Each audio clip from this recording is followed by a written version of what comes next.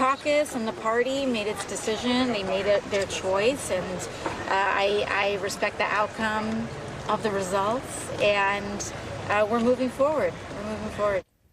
Today, Democratic Congressman Gerry Connolly of Virginia was elected by his caucus to be the ranking member of the House Oversight Committee. That's the highest ranking member of the minority party, the Democrats.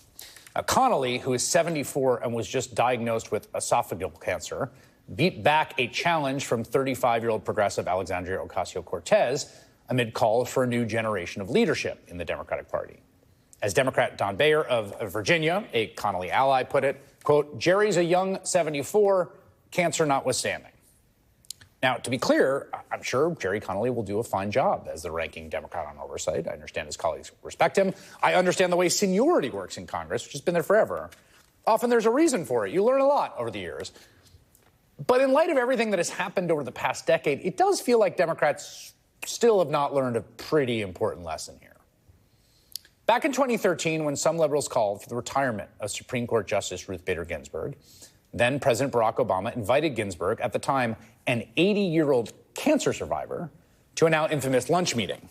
The president gently implied that it was time for her to pass the torch before the 2014 midterms, when Democrats were expected to lose the Senate, making it impossible to replace her with another ideological liberal on the court. Ginsburg refused to step aside. You're 83.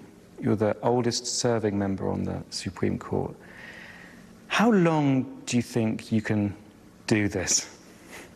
At my age, you have to take it year by year. I know I'm okay this year. What will be next year? I'm hopeful, however, because my most senior colleague, the one who most recently retired, Justice John Paul Stevens, stepped down at age 90, so I have a way to go. Republicans retook the Senate in 2014, and they held it until 2021. Ruth Bader Ginsburg died in September 2020 at the age of 87, 3 years after that interview and 7 years after her meeting with Obama. Donald Trump and the Republican Senate, just a few months before the election, replaced her with conservative Justice Amy Coney Barrett, further cementing conservative control of the court for generations to come and facilitating the end of Roe v. Wade. You would think that would have been enough for Democrats to start taking the age issue seriously. But it was not. In April of last year, President Joe Biden announced he was running for re-election, even though he was the oldest man to ever serve as president and was also clearly having a hard time communicating at the level necessary to occupy the bully pulpit. It wasn't until over a year later, when Biden gave a cataclysmic performance in his first debate with Donald Trump, that the Democrats changed course. After a wrenching, excruciating process just months out from the election, Biden, again, to his credit, finally stepped aside under enormous pressure.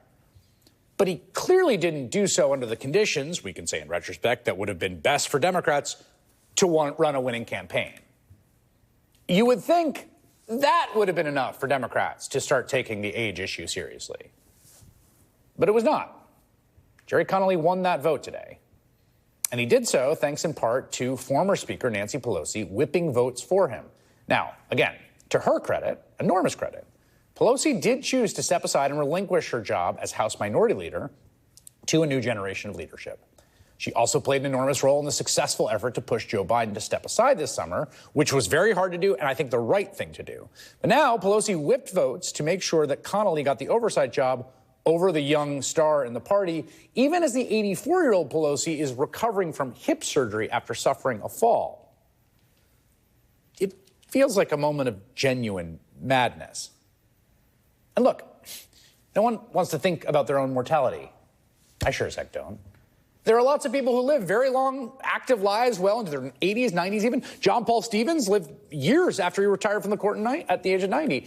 But as a general matter, this is a very risky undertaking for everyone. And Democrats are not taking this issue seriously, despite everything that's happened, but they need to. Democratic Senator Jeanne Shaheen of New Hampshire just said she's undecided if she will run for another 6-year term in 2026 when she will be 79 years old. And again, this is nothing against Senator Shaheen personally, but according to Pew polling from just last year, 79% of Americans support age limits for politicians in Washington.